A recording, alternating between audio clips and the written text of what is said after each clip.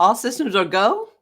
We Okay. are live. Uh, I'm so excited. So I want to welcome everybody to the Achievement Mastery Podcast, and I'm your host, Janice Coleman. We bring to you um, examples, live examples of people who have moved through areas of success and have been able to identify the skills and the talents that they've needed to get there. And so today we have an amazing young man. I'm going to give you a little bit of his background. First of all, he's a banker. Now look at him. He's young and he's a yeah. banker. This is what's amazing. He's a speaker, he's a trainer, and from all of what I've seen of him, he is an amazing young father. And he is here today to help us to get an understanding of some of the dynamics around finance. And we're going to hear about what he is doing to help young people and to help people overall to be better with what they do with their money. And it's none other than the amazing Greggo Buckshon. Great morning, Greggo. How are you doing today? Great morning. I'm doing great. Good everything. There's this saying that I like. I heard somebody say. They say good everything. So good Yes, everything. I'm doing good. Yes. everything, good everything, and that's the whole point of life. So, you're on your way to such greatness, and as we are Thank you. moving through, you're welcome. And as we're moving through this podcast, we want to bring the experience of those of us who had a cup of coffee once or twice and have been around the block three or four Yeah. times, but then Okay. also because we want to reach out to those who really need to understand how to hone their skills Right. and to grow. Hmm. I definitely want to ensure that we have a variety of people, regardless to what generation it is. It is about Yeah. Of generational course. mastery, Yes. Yes. No, I like that. We have to be able right? to. So me reaching up and grabbing something from the generation before me, and then also generation before me taking and weaning from whatever it is that I'm doing, and vice E- versa, like the me looking down and all of that. That's how we keep moving. Exactly, exactly. Yeah. And I have learned quite a few things from you. You and I met where? On Clubhouse, yes. I learned a lot from you as well. I like I said yesterday, I missed your voice on there, and it's good to see you like in person. Yay! Yeah, Yes, well, not in actually, person, but virtually. yes, but lit face to face, and we're Face, yes, live and yeah, literally in color. right, yes.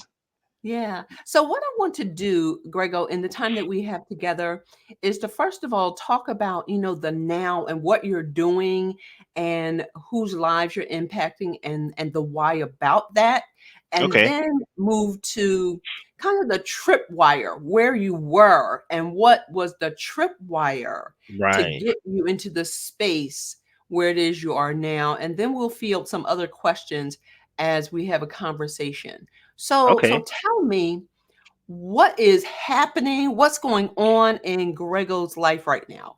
Okay, so what's going on right now is I'm in the building phase. So I'm building a business. Is has like actually actually rethinking the building, and it's going to have multiple parts, and the goal is to be able to do basically have enterprise aspects and then have nonprofit aspects or reaching back aspects.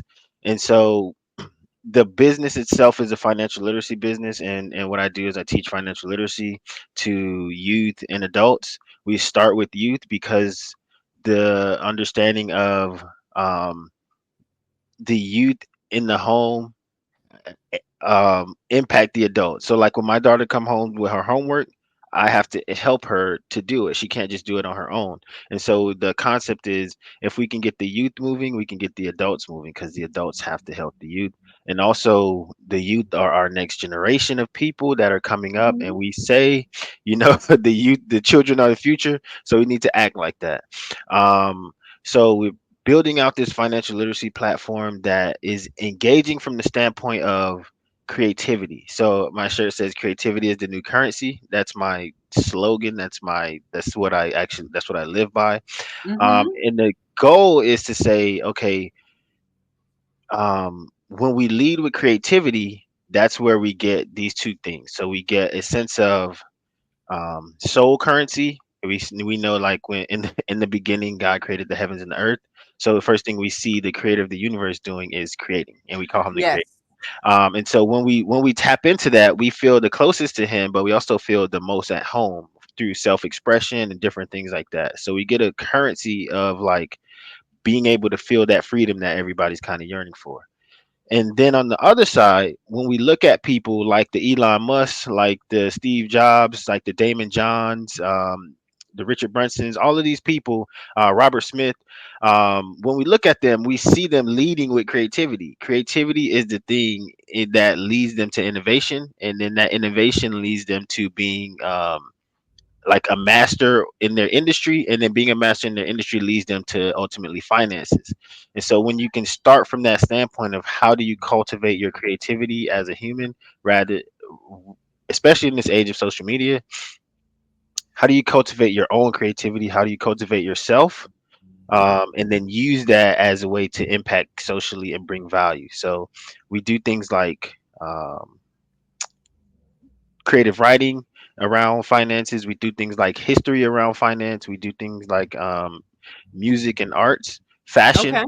and stuff like. We also have, like, we're working on gaming aspects. So basically, bringing gaming and architecture and things. So it's not just teaching money, but it's also teaching skill set that how do you get to the money that you need, because you can, as we know now, like, inflation, it you can make money, but if and you can know how to budget money, but if you don't make enough, then you're not budgeting enough to survive. So we want to partner the understanding of budgeting and being able to live in this world with with the ability to get into high paying jobs as well, or even Okay. starting high paying businesses.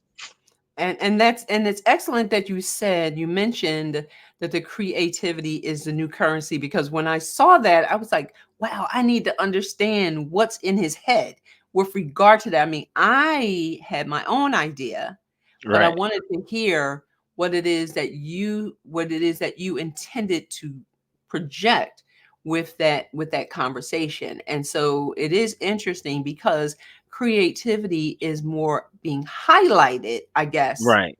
as the new currency because it's hmm always been, right? Yeah, it's the original currency, and so, like, I remember saying it, and then I saw somebody. I was wearing a shirt, and somebody was like, "I like that," but creativity is the currency. And so Yes. it's like, yeah, when when you lead with that understanding, instead of, like, something that I tell people is like, we need money to live in this world, but money isn't, like, it's not the ultimate resource. And so if we have an understanding of, basically, we just need to get to the money. How do you get to the money? It's more so a sense of, what are the things that I need to do? So getting people to understand you're the ultimate resource. We talk about commodities, like, you're the ultimate Mhm. commodity in a sense, because you are the person that dictates the cost of goods and services. If something is too expensive and you don't purchase it, then that company has to determine if they're going to keep that price the same and lose out on being a company, or they're going to change their prices and restructure and figure out how to connect with you as the consumer. And so, Mhm. also, you're the person that determines the value of money. The more money you have, the more money you spend.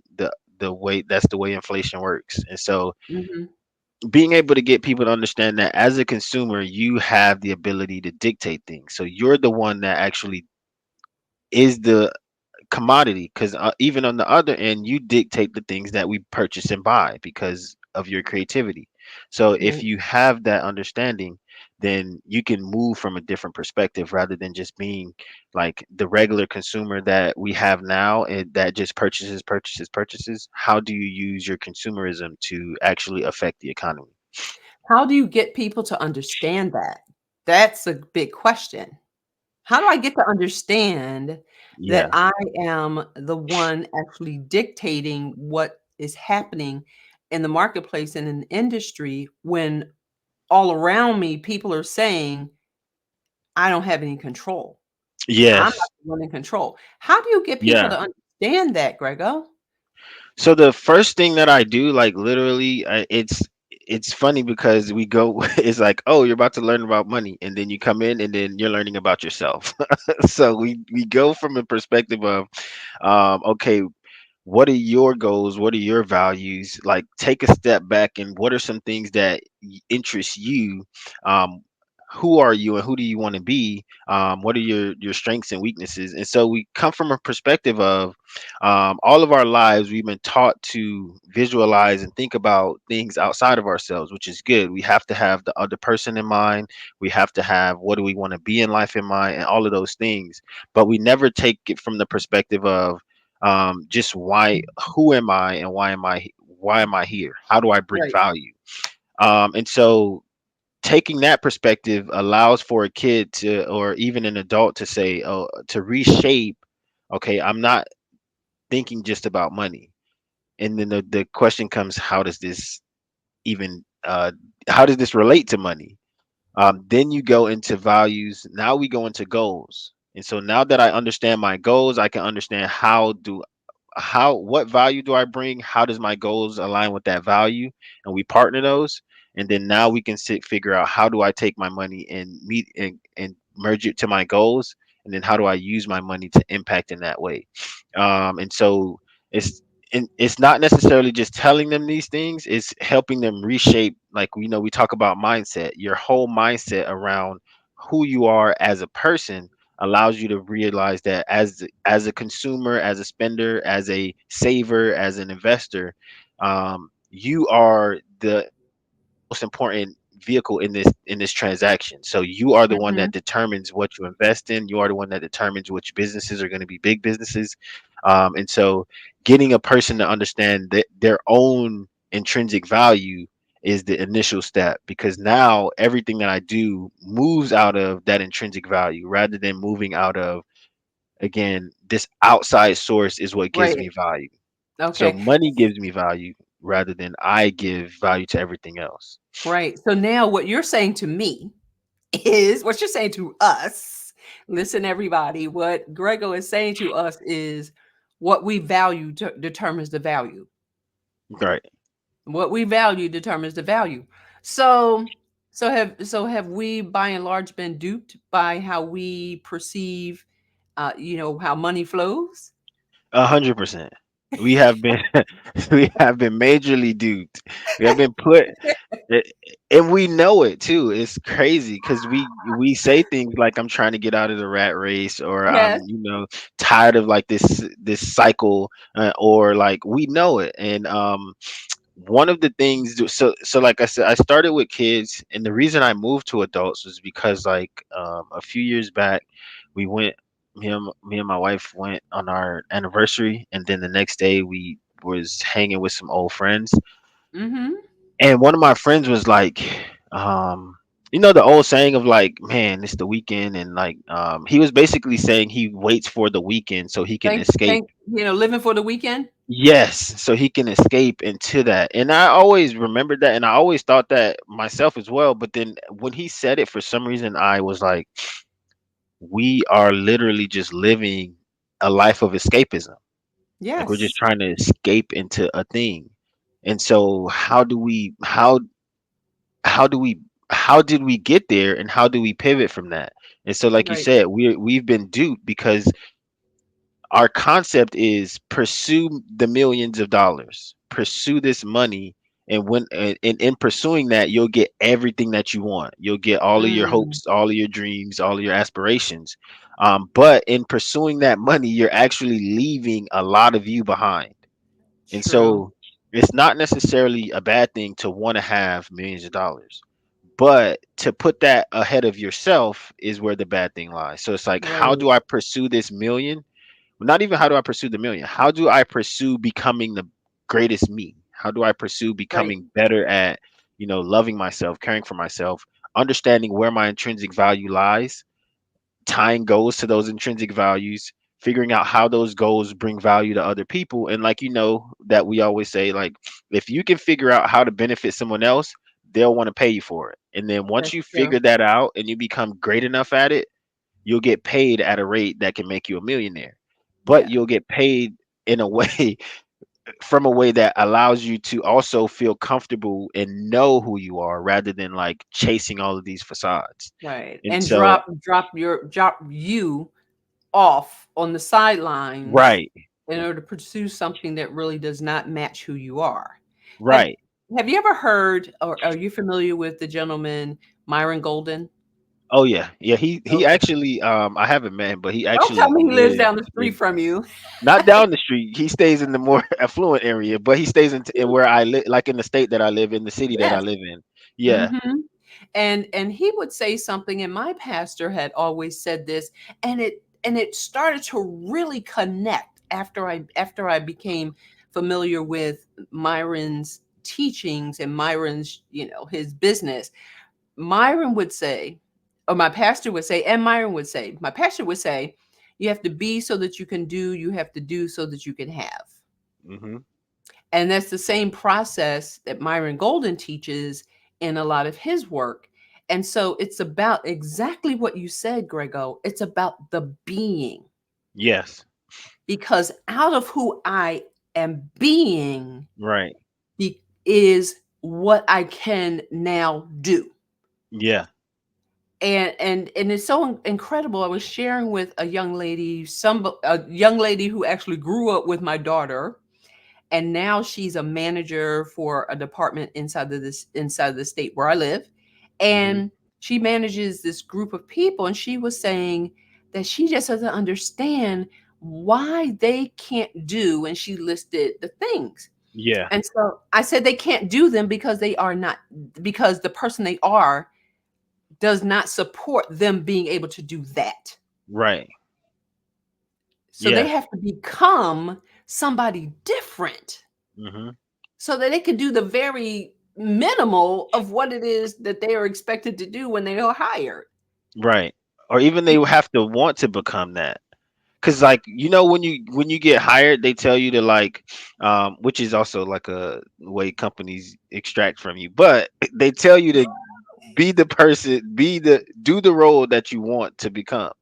So even before you become it, you have to want it, and you have to visualize and see it. And so Right. like we talk like in Napoleon Hill Club, we talk about like that definite purpose. And so Yes. it for if you don't if you don't have it, then you're not going to know how to pursue it because you can't create that plan of action. And so the interesting thing is like for me, getting here, understanding my definition of purpose allowed me to use companies in the way that they use us. So I was at tree cutting service, and I was using that in a way to allow me to get better at business because it was a small business. The guy's more hands on with his business, so I can see him going downtown and having to apply for different kind of permits and things like that. So let me join you so that I can learn these things because I want a small business.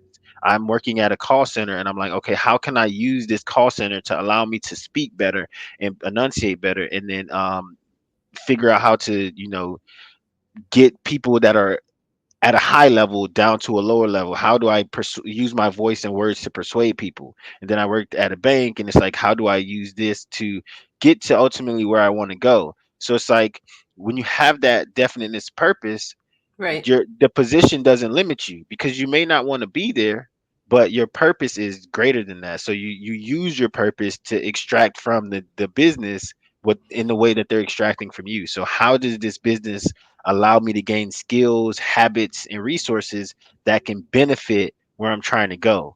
And so the way that you be is by seeing. So like you see forward, you see what it is that you want, you see all of the things that you want to accomplish, and you say, Yes. okay, I'm at this job or I'm at this 9 to 5 or this place that I don't like.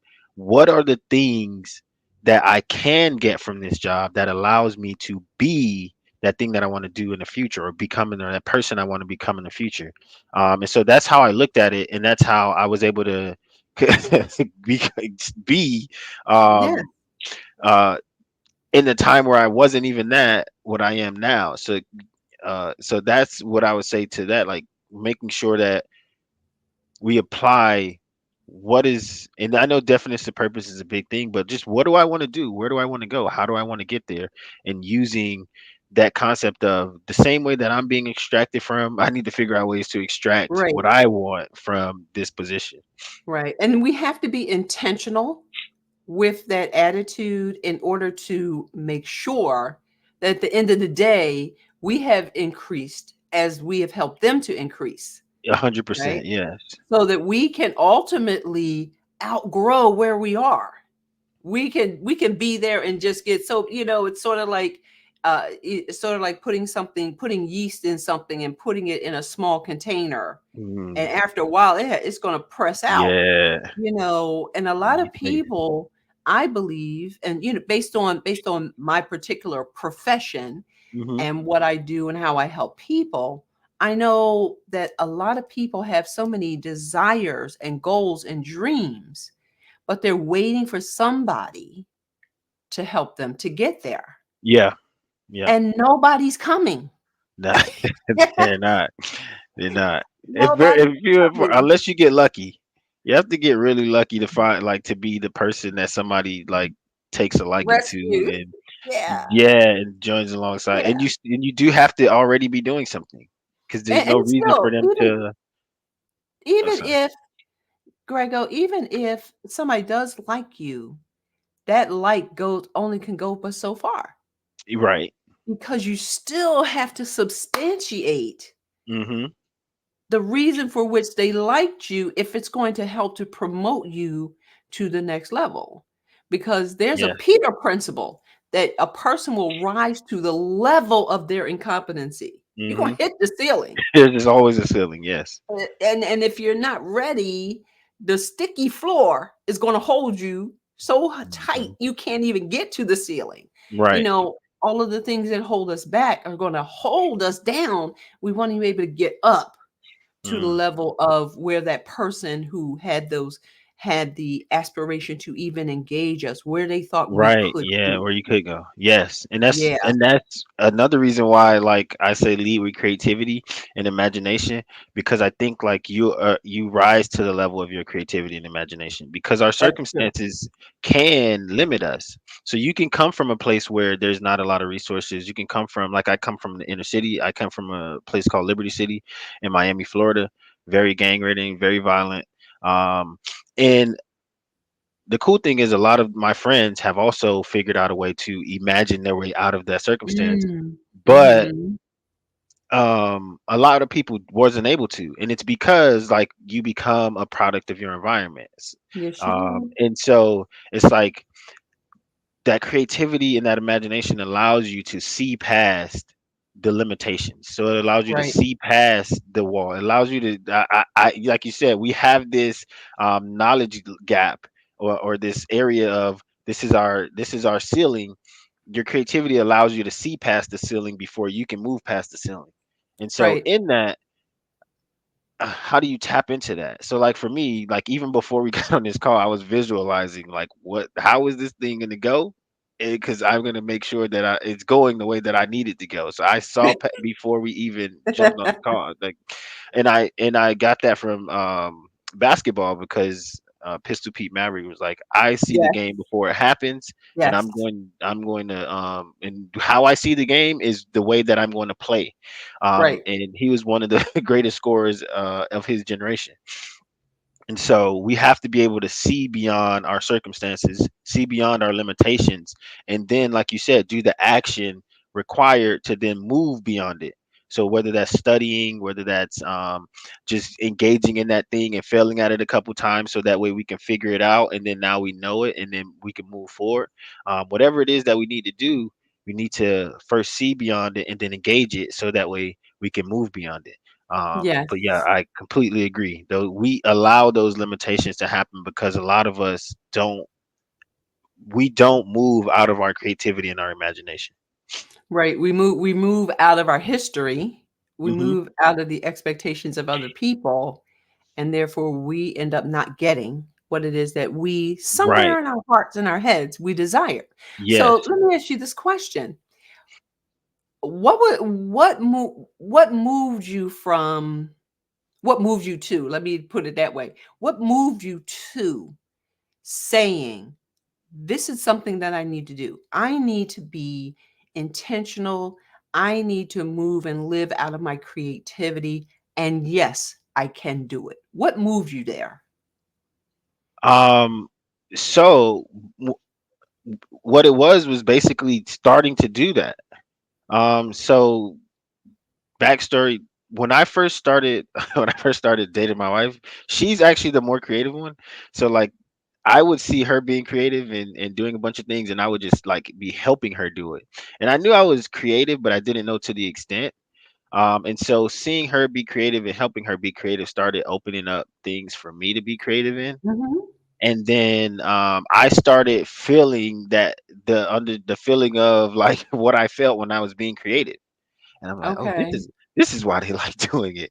So that that like you that thing that we always like, it's like a sense of freedom. You get to express yourself in the way that you always wanted to. You get to create things that can like shake up your life and then impact and Right. improve someone else's life. There's a whole bunch of things that come from just sitting down and like allowing your brain to kind of go wherever it goes.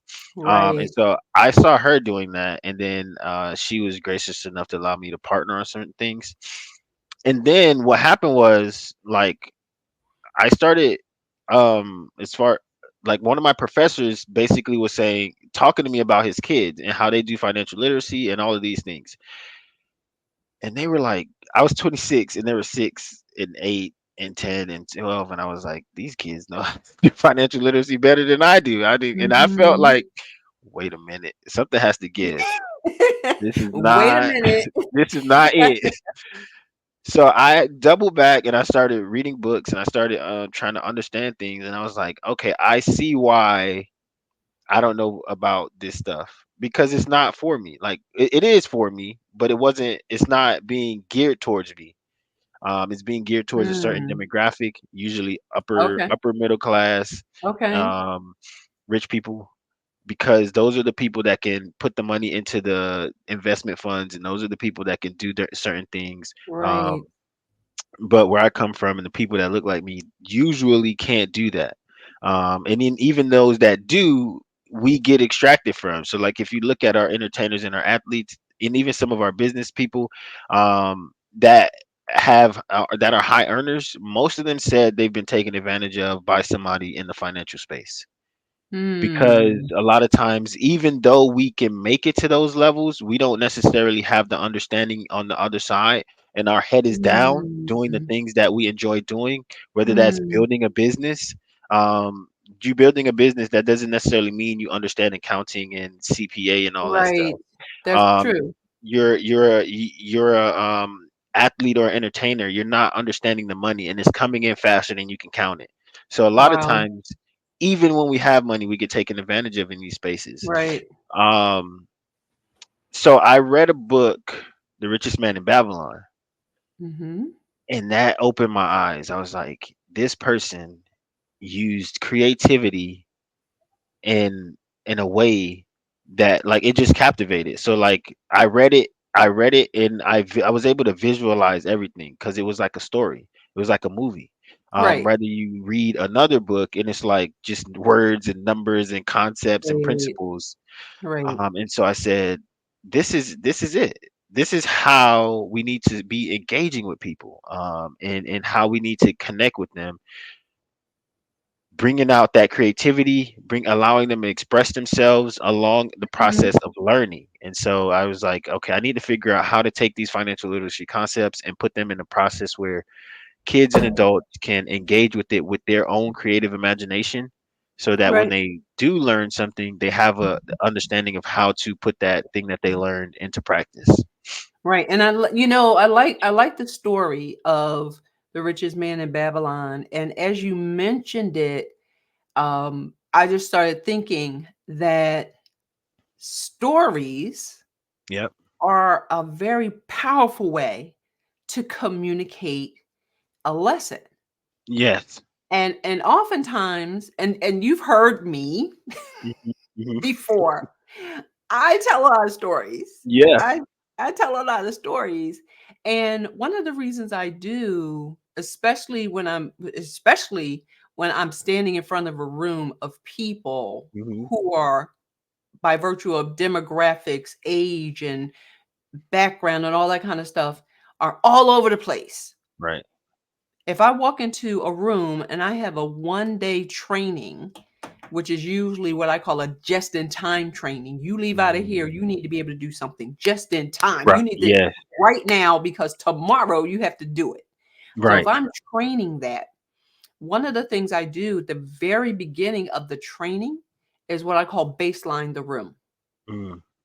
And by baselining the room, I mean I have to do or say something that is going to take this room of 50, 100, or 2,000 people and make them all walk in a common mind. Right. So I have to take the 20-year-old and the 60-year-old. I have to take the manager and the secretary. I have to take the scientist and, the Hmm. construction worker. And I Yes. have to take all of those, and in 10 minutes or less, I have to say and or do something or share something that's going to get us all into one mind. Yep.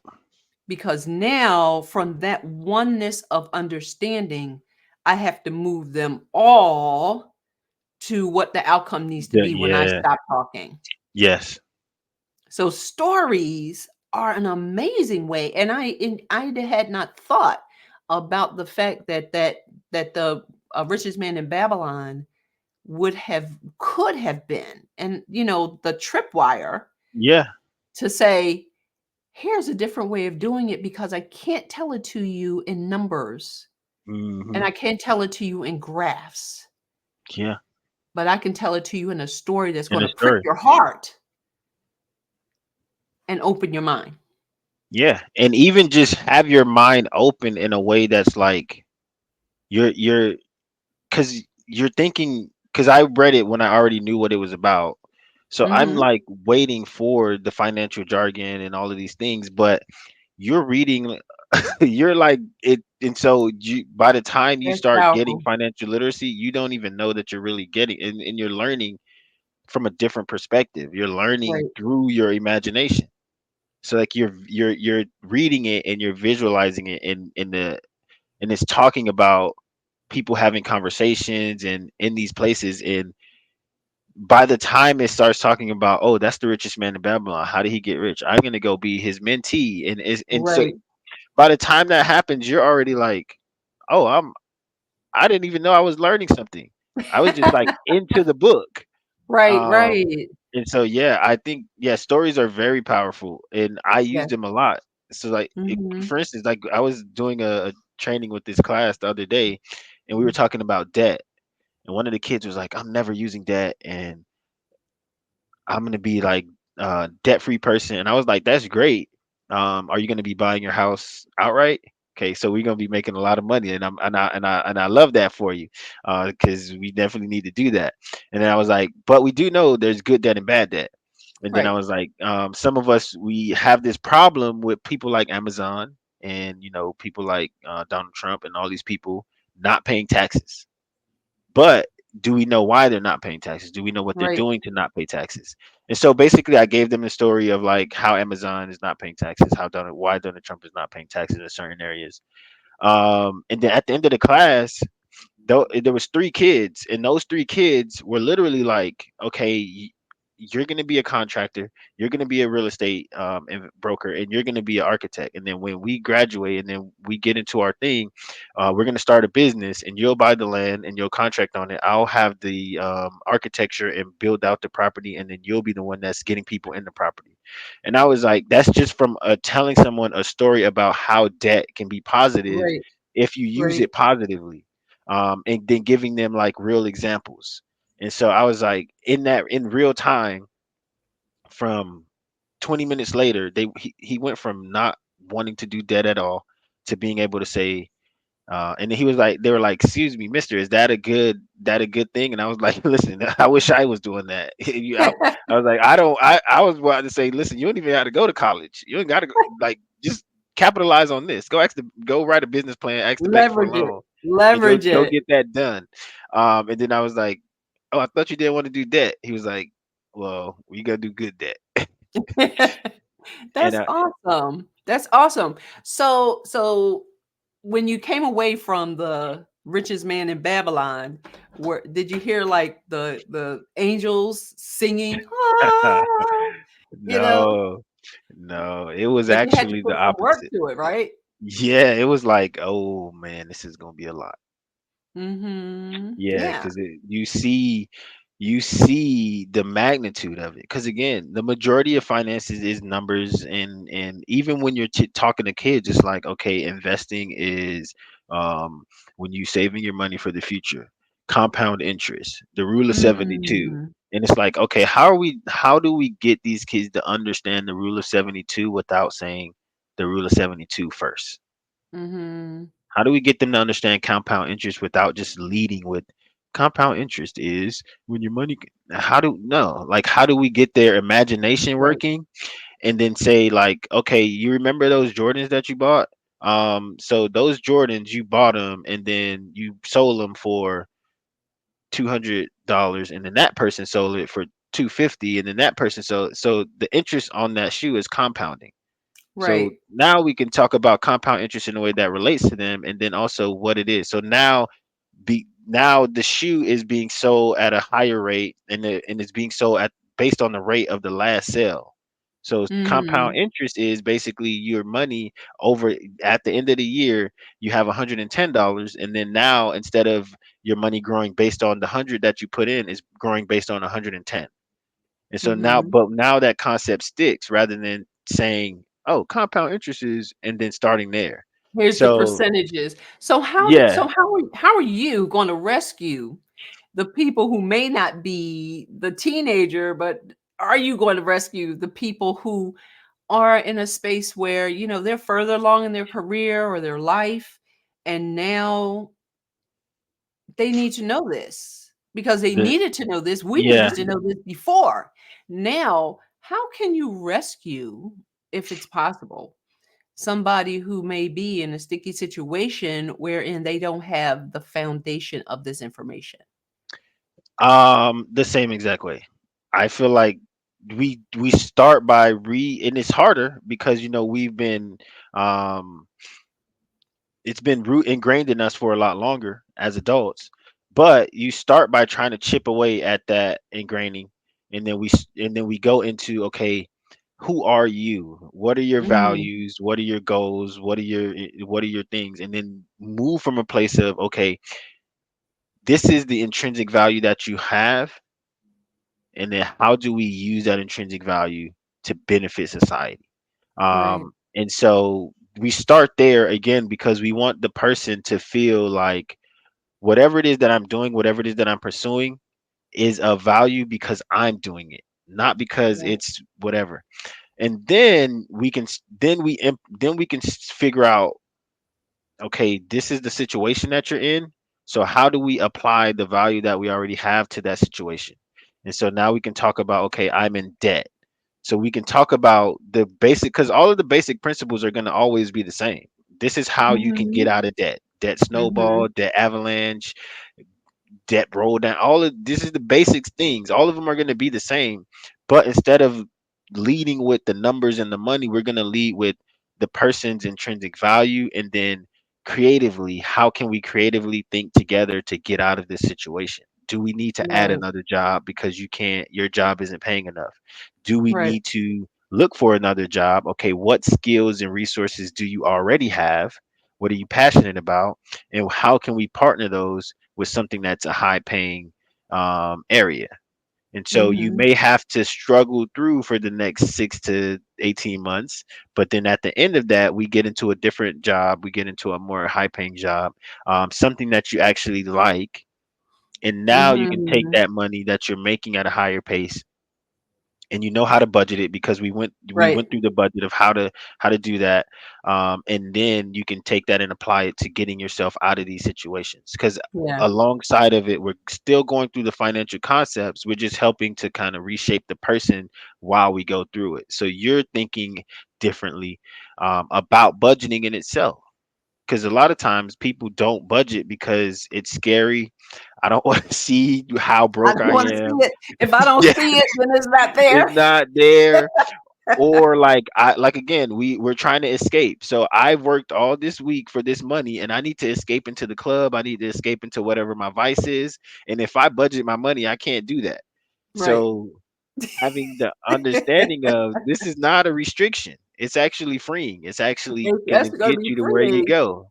Yeah. So Grego, this sounds like a whole coaching program. That's what this sounds like. It Getting is. some It is. Yeah. people, getting It's a some people process. to do this. Yeah, getting some people to do this. I'm just saying, this could be a whole coaching program, Hey, listen, and we need to and, and we I'm just could giving you you some could more tell work to me how to put it do. together. We need to coach these people up because it's a lot of us. Because I Yes. again, like I said, I was there as well. Before my teacher Hmm. told me, he told me his dad was retired and he was making the same amount of money that he made when he was working as a retired Hmm. person Hmm. and not working. And he was like, yeah, he has his investments and he makes like um well, not the same amount, but he was making 80 to 90K a year doing nothing. I said, Mm. how is he doing that? How? Yeah. Tell me, please. Right. How is he doing He's that? doing it, doing nothing because he did something. Because he did it already. Right. Yes. And so Exactly. what did he do? And so Yes. that's the thing. We don't know. That's where we like that's where the knowledge gap is. We don't know the what did he do. We think it's Right. work your entire life till you're 105 and then, get that social security. When the average social security is like $1,400, like you can't really live off of that. You can't live So it off of that. forces you to go into certain things. But he was an investment banker, so he knew what to do. Um, Mm. but he had made a lot of money and he had it invested, and every year he just took out 80 to 90K and he Mm. lived off of that. Right. Um, and it's easy concepts. Like we don't know what we don't know. So one of the things I show kids when we go into the class is like, how much do you think you have to save to have like $13,000 saved up when you're 25? They'll be like Mm. $100, $200, $300. You can literally save $10 a month Mhm. in an And you have investment to show them account. how. You have And to you show show them them, yeah, where. and you show them Right. how and where. You show them, and you show them that it's real. So I get them on the investment calculator. We go on there and we put 8% to 11% variant. So we know it's not going to be the same every year. So it might fluctuate. Right. You put in that $10 and it'll show them $13,000. You put in $20 and it'll show them $20,000. You put in Right. 50 to $100 and it'll show them like if you start investing now, by the time you're these are high schoolers, but and this is something I tell the parents because we want to have our kids have generational wealth. We want them to Yeah. say like, oh, we don't have to necessarily pay for a down payment or this or that. If you put $100 a month away for your kid over the next 20, 30 years, they'll have literally a hundred to $200,000 saved if you're putting it up in different investment accounts that can grow between 8 to 10%, and that's easy in like the S&P 500 because that's what it grows at Right. annually. So like just having that understanding that generational wealth is a lot easier and it's a lot closer than we know. And it doesn't start with like having to break your back to go out and try to find $1 million right away. But it starts with like the small simple things of putting away Mhm. $10 a month, putting away $50 a month, or whatever you can, because some people can't put 100. So if I could put 10, at least now when my kid graduates, that's a down payment on the house.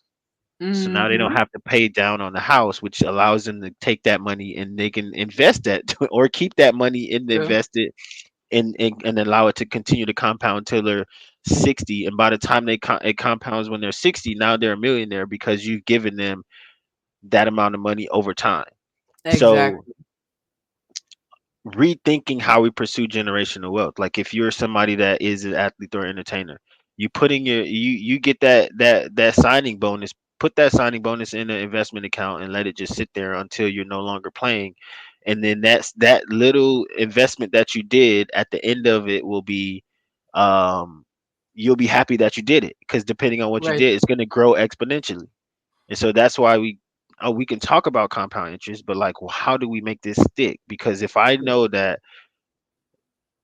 if that sticks, then I know that my $10,000 signing bonus that I put into an investment account that grows at 10% a year when I'm no longer playing is going to be now $1 million to $2 million, because I kept putting money in. Yes. Now I want to do that more, and so those are the things that we try to get get the stick, so that way we can not have to pursue it Yeah. the hard way. And I had to pursue it the hard way. And, and I believe one of the challenges that is innate to a lot of people is simply harnessing their their their passions and desires, Mhm. harnessing them so that those passions and desires don't strangle them. Yes.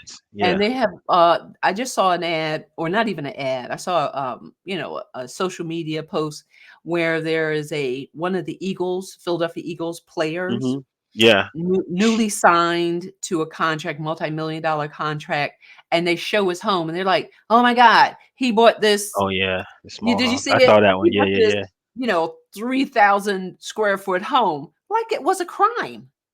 Like it was a Yeah. crime. Can Yeah. you say smart move? I Smart. mean, Very smart. you Warren Buffett has know, that same house. He's yes, one of the richest men in the yes, world. yes. And so it's so many things. I mean, we could just have a series of this type of conversation because it's so important for people to understand for themselves, for their children, for their grandchildren. So when you talk about generational wealth, how about we Mhm. overcome generational ignorance so Yeah. we can get to Yeah. generational wealth? Yes. So what would be, and the thing about this particular podcast and what I desire it to be is a place where people can come and listen to people who know a certain aspect of industry or life, people who have had success, people who have broken through different barriers. And what are the skills? Because a lot of times we don't even understand the skills, some of the Mhm. basic skills that can move us Yes. from that side of ignorance to that side of wealth, from that Yeah. side of not being healthy to that side of health. Yes. What are the skills that people use? And that's what this particular podcast is designed to be, is that place where people can come and hear the conversations and get freed and be Right. released from some of the things that they may have thought would hold them back for the rest of their lives. Yeah. So my question to you is, what is the one skill that you, as you look at the thread of your life as it is now, what is the one skill that you feel has helped you to be in the place where you are at this point, of all the skills?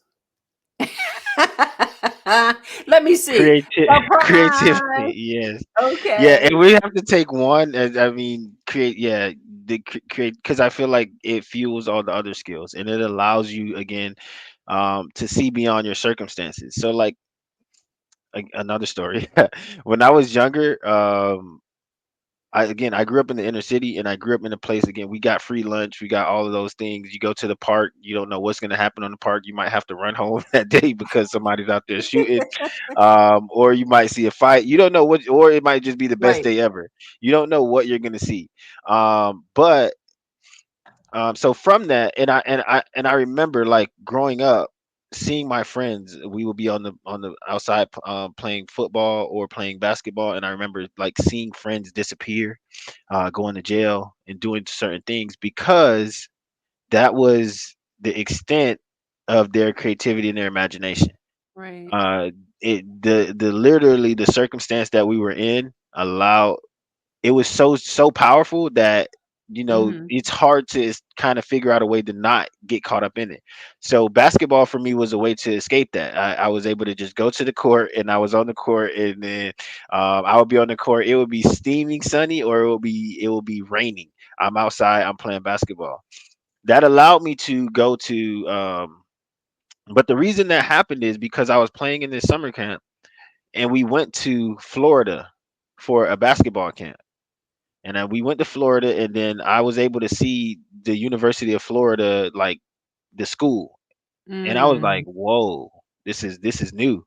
And I was like, okay, this is someplace I want to be.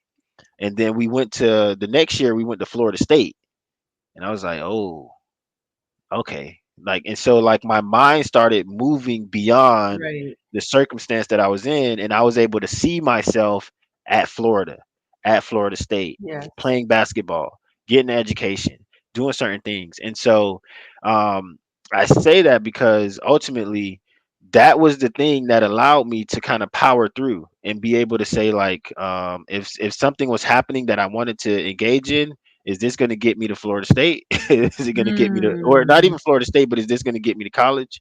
mhm. And generally speaking, it was a no.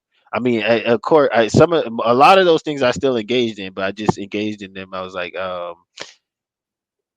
as a kid, sometimes you don't have all of the awareness to be like, you don't need to be in this space until you Right. realize that something happens that tells you you shouldn't have Yeah. been in that This is space. this is not going to be a good outcome. Yeah.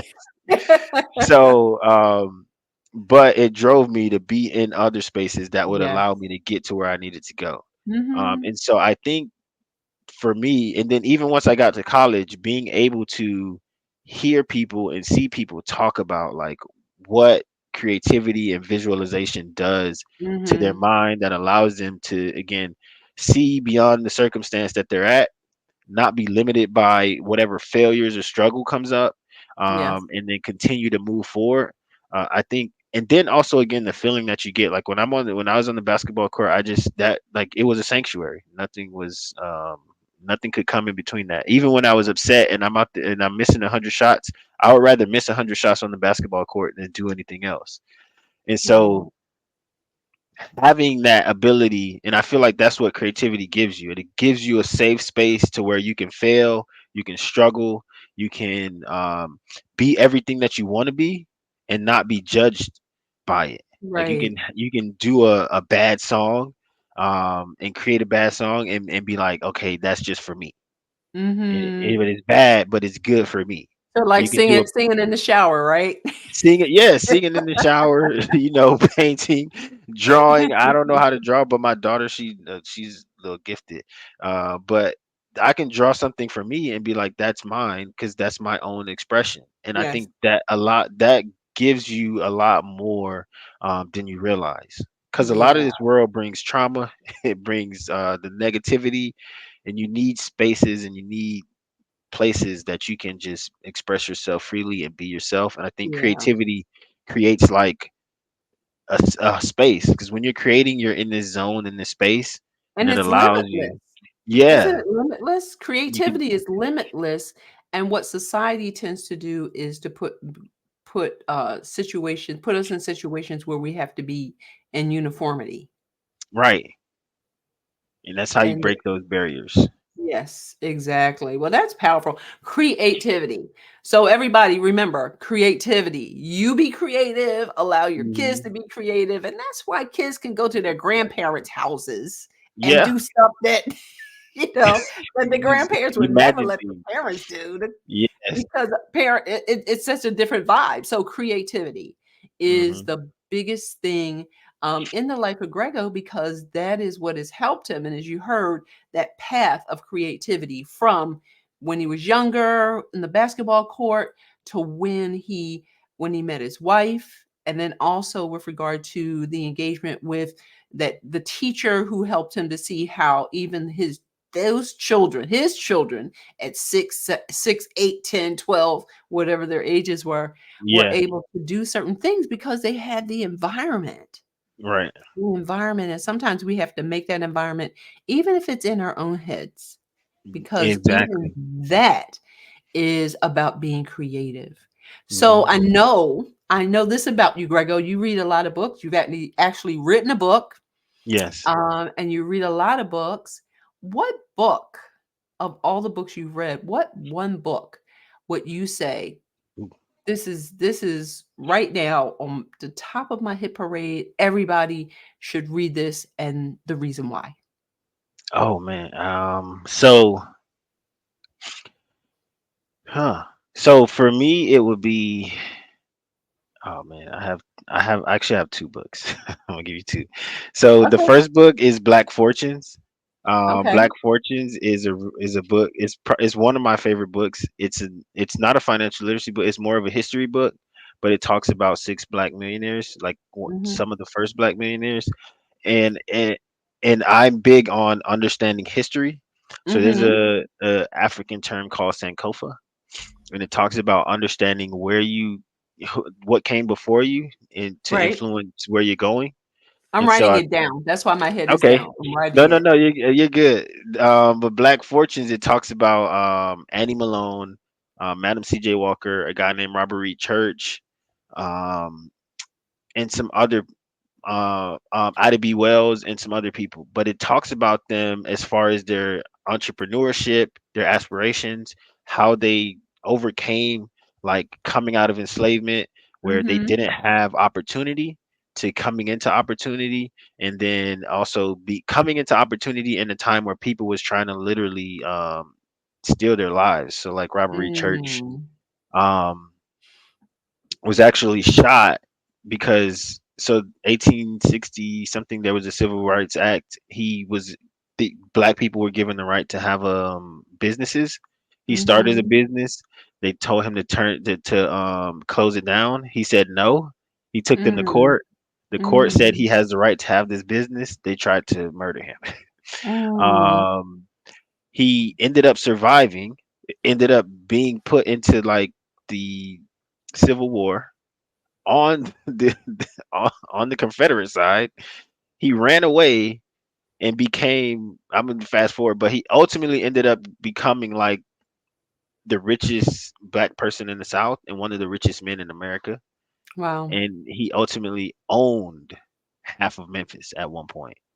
Nice. So like the reason, and he was like the first person. So there was like the yellow fever outbreak in back in the day.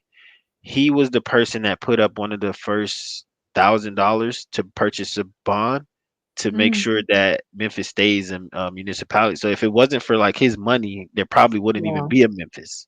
Mm. So understanding these are people, we talk about representation all the time, but like you don't have to get representation from right now today. There's representation in Africa that we can look at from Mansa Musa and the kings. There's also the villagers in Africa and how they lived, those tribes, um, to Egypt and the people that built pyramids, all the way to like some of our first human beings. Like we do a lot in the hair space. So Mm-hmm. You should know Annie Malone because she's one of the Mm-hmm. first people to build a hair conglomerate. Like we have a lot of them Mm. now, but she's one of the, not even black or white. She's one of the first people to do that. Madam C.J. Walker. So that's why I love that book.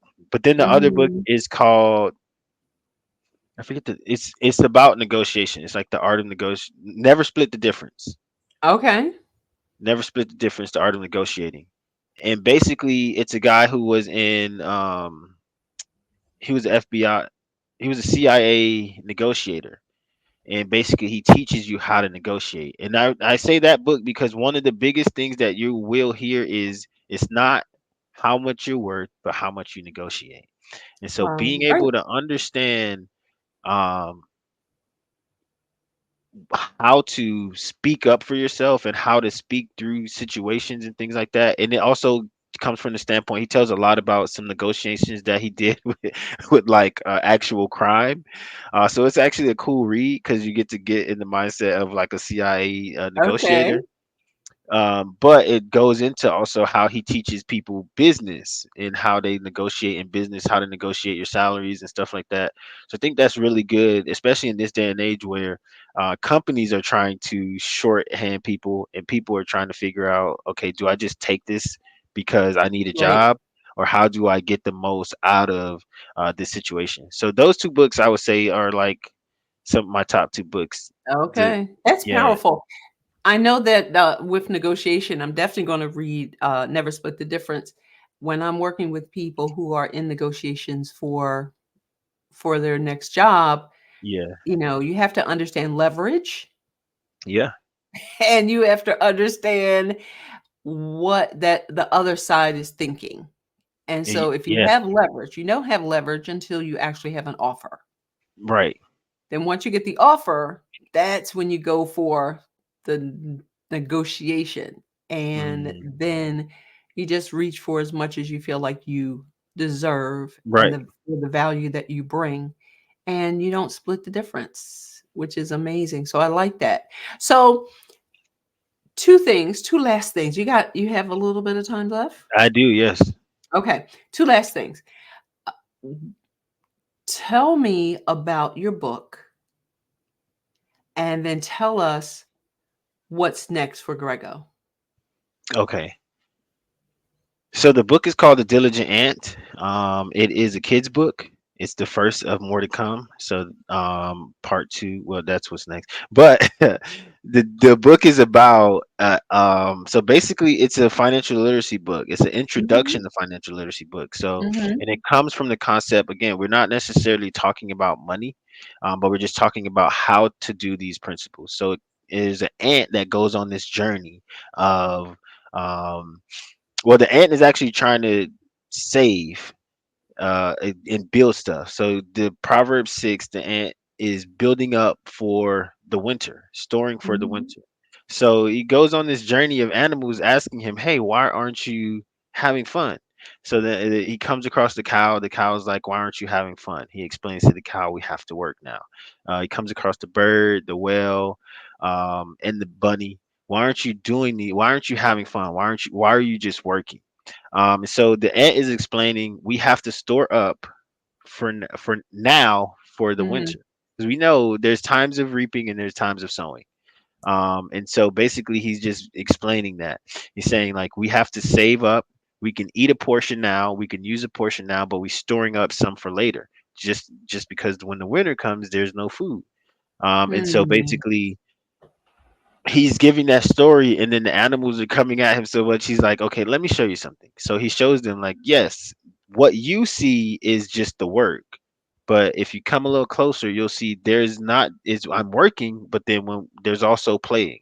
So yes, the majority of what I'm doing is working because we need to build something so that way it could be sustaining, self-sustaining. And so after that though, we are having fun, we are enjoying ourselves, we are enjoying the day.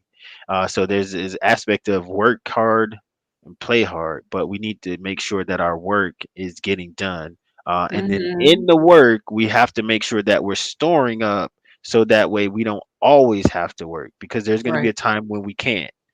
So that's like the right. whole concept of like Mhm. basically work hard, play hard, store up for the future, but also enjoy the moment with Okay, what you're gathering. okay. And then the Yeah. next are the sequels, right? The sequel, yeah. So part two is going to be on investing. It's going to be more Okay. into reaping and sowing. So we're going to be talking about planting a seed. And again, it's Mhm. money concepts that are not necessarily talking about money. So it's things that the goal is for the parent read the book alongside the kid, and then hey, planting a seed, planting so compound interest. If I plant this Right, seed and this seed grows, it grows exponentially. It goes from a seed to a tree, the tree to fruits. The fruits have more seeds, so now we compound. So now we have more trees, and now we right. can go into it. So yeah, so now that's basically the concepts of the books. They're going to be money concepts, but using not necessarily using money, using things that kids understand. That they understand like a parable, right? Yes, exactly, like a parable. So, yeah, and so and thank you so much for, sending that book to me for my Oh granddaughter. yes, yes. She has enjoyed it, and, That's we're good to waiting hear. for that compound interest book so we can continue to build the legacy for that Yes, generational wealth. So yes. everyone, I want you to know that there is so much packed in this particular conversation. Gregor, I want to thank you so much for being here. What you've shared with us will definitely be able to move people forward in ways that they may not even realize now. Moving Mhm. adults forward, moving teenagers forward, moving families forward Yes. as we do have this a better understanding of some of the information that really may seem to be unattainable. We've gotten a great foundation here today, and our desire is to help everyone who's watching this even now or later to be better having had the opportunity to hear us Yeah. and Yeah. or to see us. And so I would like to ask everybody to please remember to share this particular concept, get to know both Greggo and myself. I'm going to leave all the information you need with links and all that kind of stuff in the show notes. They'll be down there somewhere. Wherever Yeah. the show notes are going to be, they're going to be there. And I just want to thank you again, Greggo, for Mhm. being here, for working through all of this stuff that we had to get through to get this thing recorded. I am Of so course. excited. Yes. Yes. We are not going to be denied. No. And obviously I know now why we had to go through all these Yeah. challenges, because this information was extremely beneficial. I greatly appreciate Mhm. you, and I want to speak over you the fact that everything that you're going to put your hands to will continue to prosper. Mhm. And I look forward to seeing you on stages, Yes. and also the development of that coaching program. You have got to do that, because that the follow through. Uh-huh. Getting information is one thing, but when you have a cohort of people who will help you to step through and move through to get past those hurdles, that is going to be amazing. Mm. And so, all of that said, again, thank you everyone for listening, for watching, for liking, for commenting, giving us a review, sharing, and coming back for the next Achievement Mastery podcast. Continue to be amazing, and we'll see you soon. Bye for now. Bye.